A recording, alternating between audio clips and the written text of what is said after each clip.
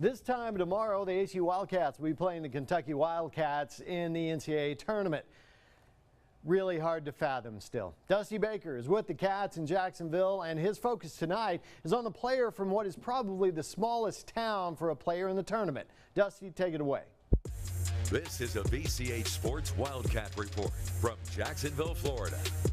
Thanks, David, and that is right. It's Hayden Farquhar coming from the town of Throckmorton, just around 700 people living in that city, and he is the pride, needless to say. But here he goes into this tournament, and he is just a step away here from taking on the Kentucky Wildcats, the biggest matchup of ACU's history. And so here is Farquhar stepping in for Jelani Friday and BJ Maxwell, and now somehow, some way, he has made it in the dance as an impact player.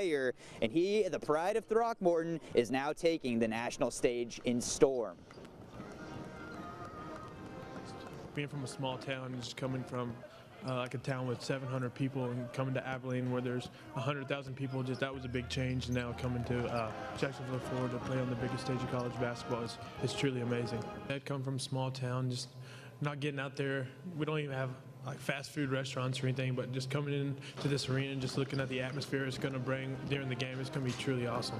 Needless to say, this is going to be a huge game for not only Hayden Farquhar, but the entire Wildcats team. But of course, when you look at this team, they're going to heavily rely on Farquhar's services come tomorrow. One question for you. You saw the workout today in Jacksonville. Tell us what you saw. Was the team loose? Were they a little tight? Were they nervous? What are your thoughts? Yeah, David, one thing that I really was surprised by was the amount of emotion, and it just seemed like this team was very loose out there. They definitely did not look like a team that was about to take on the #2 seed in the Kentucky Wildcats. Let's take a look at the schedule. The Wildcats taking on Kentucky tomorrow in Jacksonville. They're going to get